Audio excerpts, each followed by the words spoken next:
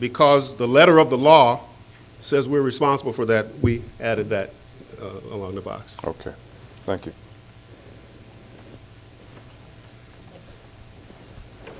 Nope. Well, that's where we are, and I'd like for Brian to come up and talk a little bit now about where we are and some of the things that I think are very exciting and good for public safety in the city.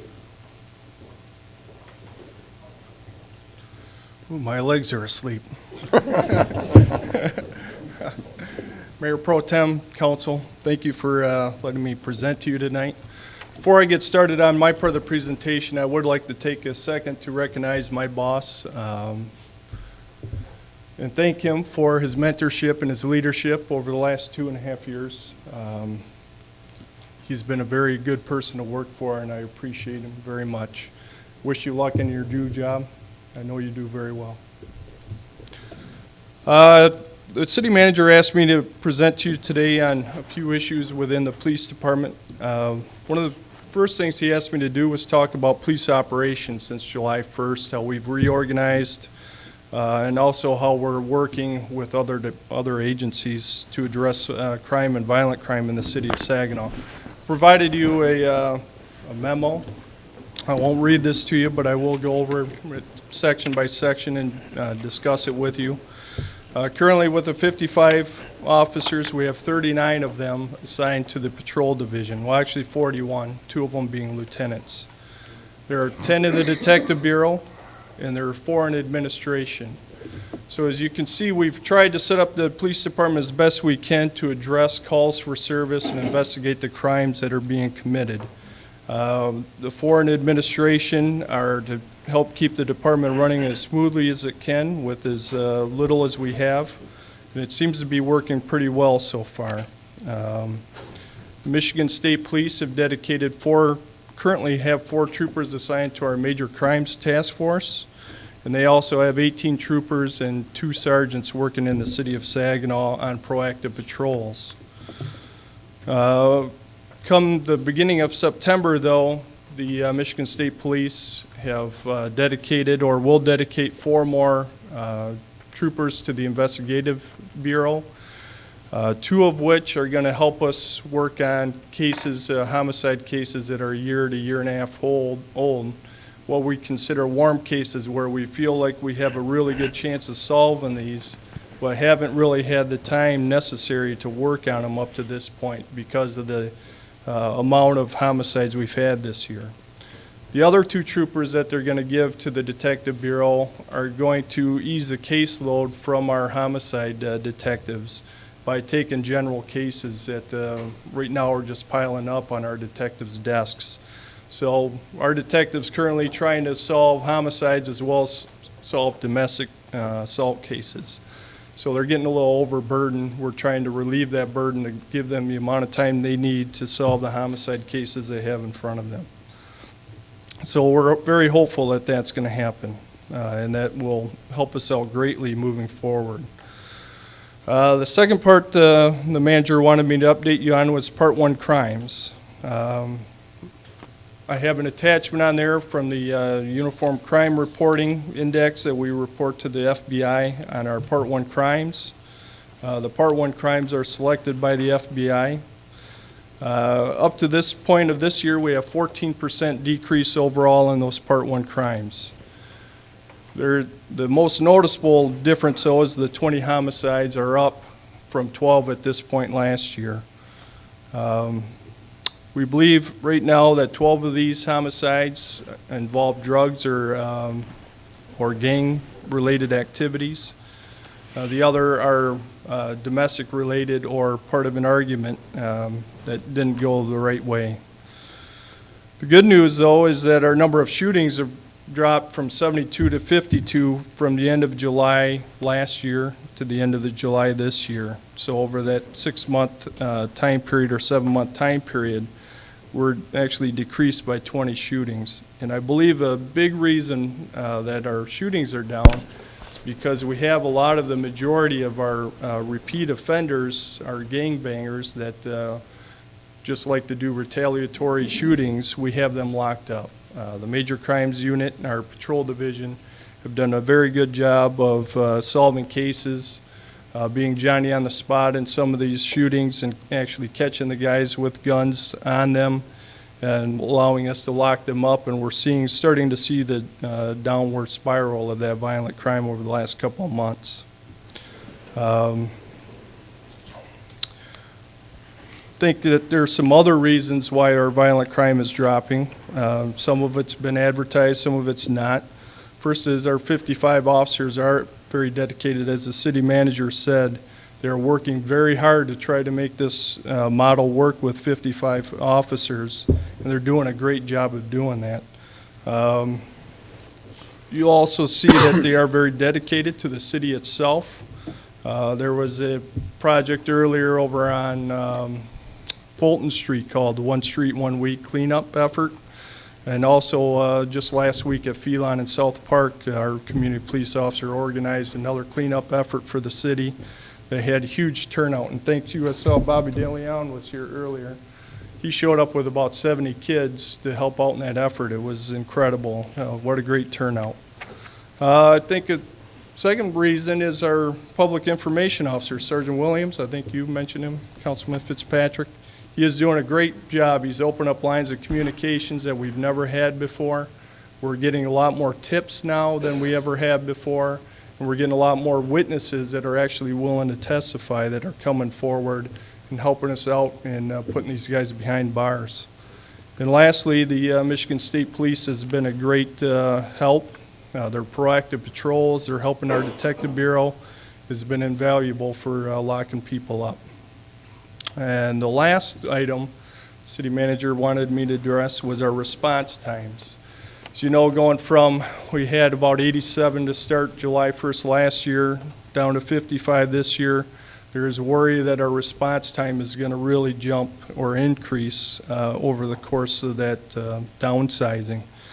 So what I did is I checked into 1 month, July of 2012 and July of 2013, and looked strictly at priority 1 calls. Now, priority 1 calls are a little different from your part 1 crimes as reported by the Uniform Crime Report.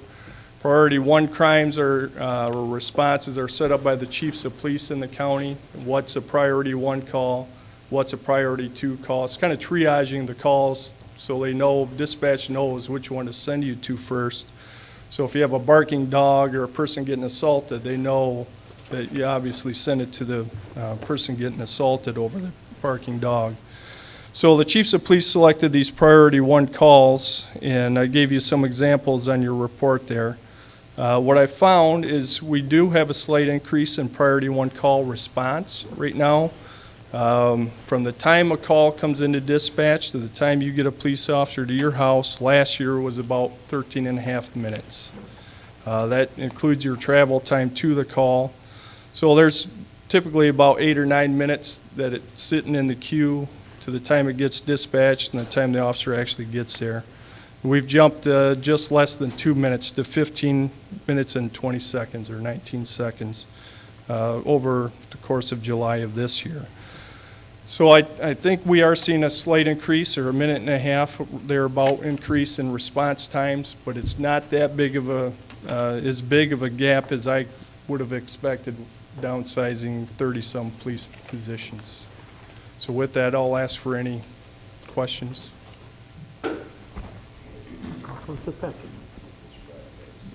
It's hard to see which one goes first. I'm trying to look both ways, and I've been kind of leaning towards this side. So, Mr. Fitzpatrick, you're first. Okay, all right.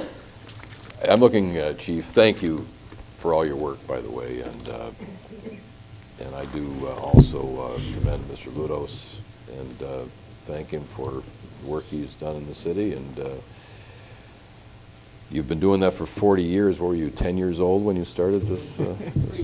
Yeah. Okay. He also stays in great physical condition, too. I want to say that about him.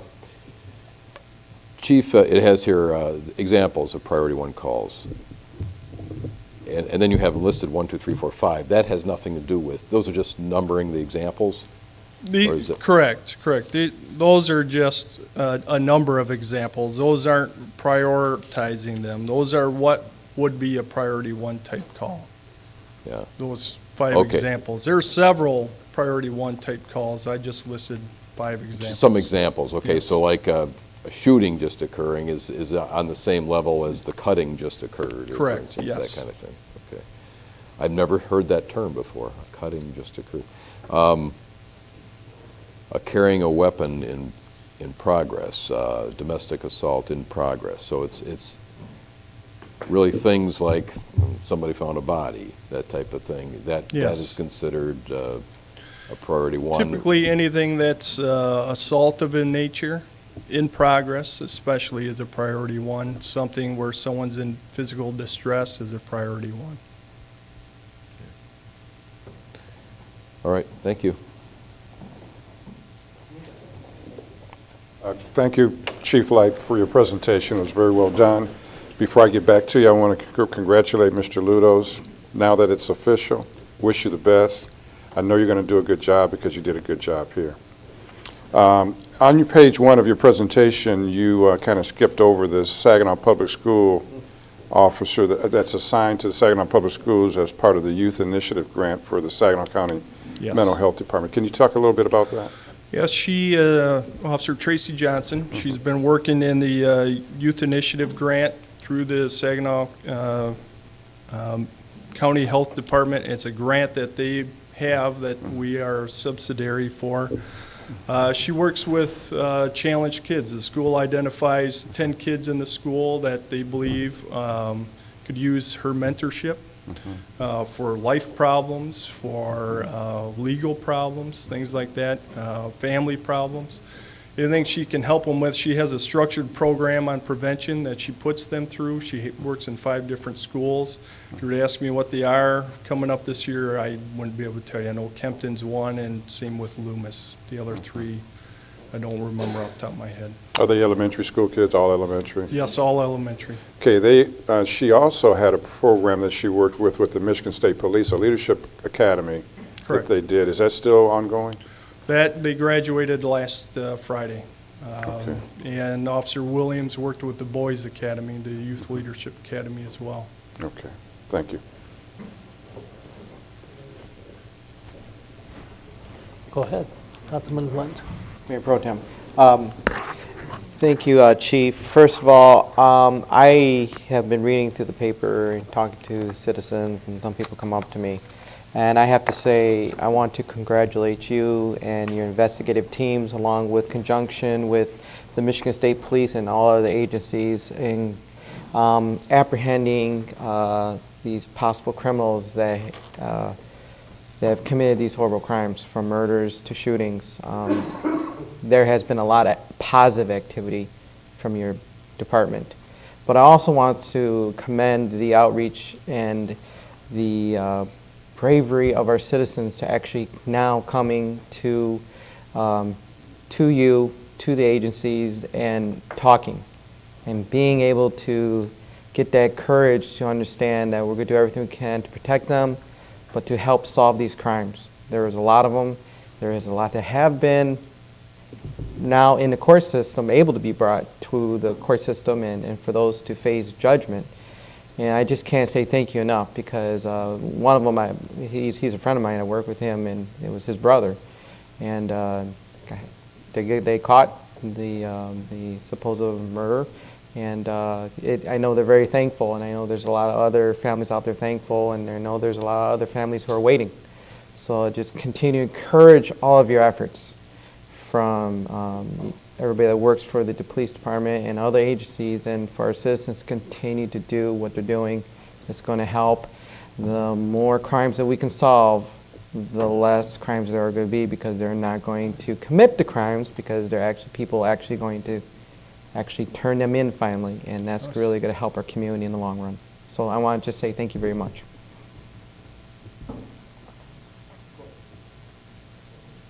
You want to? Okay, thank you, Ms. Pro Tem. I'll be quick. Chief Light, thank you for the information. Great report, and I think it goes a lot with what you said earlier about Assistant City Manager, your boss, in terms of, and I'm going to commend him as well. Congratulations, Assistant City Manager Ludo, for setting the environment. I agree with the manager, what he said in terms of the professional experience that Assistant City Manager brought to the table. It provided us a platform to set the environment for change. And that's basically what we're working through right now. And to have a person like you, Chief, to someone to embrace change, that's the difference. Change is inevitable. And the process of how fast it moves along goes along with the willingness of the leadership that's in place. So you're to be commended for embracing it and moving forward. I think, by the report and just from some of the reports I've received from the community, I've gotten comments like, I called the police, had an issue with a dog, okay? Not only the pit bull that Mr. Stemple took care of like Johnny on the spot, there were a couple others, and the police responded. So that's way down on the priority. So that says to me that we are very responsive, and the citizenship are really acknowledging that. So change was a good thing, and I think the key is, then to you, Mr. Manager, you're able to manage this. Keep the troops informed, keep them, able to make those changes, as needed, and then keeping council informed so we can inform. So the whole spectrum of information flow, the reason for not filling the position at this time as relates to retirements or attrition, et cetera. We're managing change. And we've managed decline. Colleagues don't like to hear that, but we've done that. And we're doing that. You look down 75 Detroit, huge issue, okay? But again, some of the comments that were said earlier about the Public Safety Committee that Mr. Braddock's chairs, and then things that Beth Church is doing, things that our HR department is doing. There's a good chemistry and synergy going here, Mr. Manager, and it's moving in the right way. I just want to commend you guys for what you're doing and the efforts of your police department. And lastly, on that pit bull issue that Mr. Stemple handled, I was out there prior to some of the calls from the resident, but while I was there was an officer who showed up, very responsive, very polite, and intentional about finding out what was going on. And, from there, things were going on even prior. But, that said a lot to that family, really. And, I've talked to them several times. They were so appreciative just of the response of the city, okay? I know some things happened on the county end, but the city was very customer service oriented by addressing the need. And that goes a long way, whether we have 55 officers or we have 105 officers, okay? You can have 105 officers and not be responsive, and have 55 and be more responsive, okay? So thank you for the work. Congratulations to City Manager Ludos on your new assignment. Mr. Manager, good job in managing. You've been managing, and this is a tribute to your leadership. So I want that to be known that you've managed this. And we're in a good place right now as a city. So it goes without saying. Mrs. Mayor Pro Tem, thank you for the time. Thank you. Councilman Clark? Chief, I understand there are no guarantees. Do you have any idea how much longer we'll sustain the presence of the state police? Do you have any time limit at all that you can think of? As long as this governor's there, at least. They are dedicated to the same thing we are. They want to see that violent crime index go down. They have the same goals we do, and that is to address those crimes that we can address. We really believe that, especially the gang and drug-related shootings or homicides, we can make a dent in those, and that's what we've been trying to address. And they will be here indefinitely until that happens. Thank you very much. It's a very, very welcome asset to your department and the city. Thank you. Councilman Brown? Yes, this is directed to the city manager and to the chief. We have a Citizens Police Advisory Committee. We don't have to answer it right now, but could we get a report in some future meeting about where they are, what their status is? Have they had their first meeting? Have they elected officers? things of that nature? Have they been trained? The chief says he can speak to that. Okay. We have been meeting weekly. We're still in the formative process, really. We're going over policies currently. We just got done naming the group that's going to do the oversight to use of force issues. We are making plans, and we have a date for September 25th here to discuss the citizen complaint process. We'll be making those announcements shortly. We've been working with City Hall, the GIS, to come up with a website or a web link on the city website for more public information. But yes, we are meeting weekly. We are aiming to meet that deadline for that public hearing on the citizen complaint process. Pastor Davis is actually going to speak Thursday at the citywide neighborhood association meeting. That's at 5:30 on Bagley Street, the UAW Hall. He's going to discuss at that meeting the committee and our goals and objectives for that group. Thank you. Set. Well, Chief, just a couple comments. I am excited to hear and to actually see the dedication of the young men and women on our department. If that's any indication to the success in the future, we're going to be doing really great. So I'm excited about your position, and thank you for taking that lead.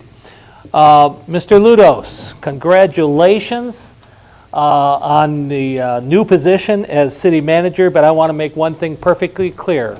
As a city manager, if you ever start to look for a new police chief, this man is not available. I'm going to tell you right now, I'm going to go short of any threats. But in your duties as a new city manager, this chief has a home right here. So, yep. And we're willing. We're ready to negotiate if we have to, but I hope we don't. So congratulations, and to you too, Chief, and to you too, our city manager now. Your success is because of that team that you have built and led. That is great, and it's very good news. Exactly, Mr. Mayor Pro Tem. A lot of hard work on the part of a lot of people have gotten us to where we are today. Being proactive, being willing to make the difficult decisions, and again, applying a team approach to management to solve some of these very complicated and sensitive issues. You know, change is always difficult, and it's even more so difficult when the public feels a direct threat from that change. And we've tried to minimize a lot of that. And again, I can't say enough about the work of Mr. Ludos over the past 2.5 years. And just in closing, we will be meeting with the state police this week, and we will be continuing regular meetings with them as a part of the team approach, again, to make sure that the logistics and other issues relative to their presence here are facilitated as smoothly as possible, and that we'll get that job done. So in short, on the part of a whole lot of people, hard work on a whole lot of people, and being proactive, we're holding our own. We're holding our own in Saginaw, and we're going to continue to do that. I have a wonderful team in place, and we've had some other challenges, obviously, but organizations are fluid, and we have to continue working to make ours the very best it can be. And with that, I'm going to offer Mr. Ludos an opportunity for any last words he might have for the city and the city council. Well, thank you, Mr. Manager, Mayor Pro Tem, council members. It has been an interesting 2.5 years. I sent Mr. Early an email a few minutes ago while it was fresh in my mind to remind him that my success is the result of having been able to watch him for the past 2.5 years. I'm looking forward to the challenges of being a city manager, because the one thing I am very conscious of, having watched his performance for 2.5 years before this council and amongst the community, is that it is not a job one takes lightly, nor is it one that non-professionals should venture into. And I consider that my background has been enhanced tremendously by being a part of the team here in Saginaw. And I thank both the committees and those people that were part of the selection process, and certainly to Mr. Early, who made the final decision to bring me on board here, because I do not think I would have had the opportunity that's before me now had I not had this opportunity here in Saginaw. And I want to thank this council for the support that you've shown me, because I brought very, I guess for the lack of a better term, a lot of contentious issues to you. And Mr. Early is correct. We don't do this job for public praise. We do it because we believe that as professionals, we're obligated to give 110% every day to the citizens in the community that we are serving. And I thank you for this opportunity, and I look forward to my opportunity in St. Clair Shores. Thank you.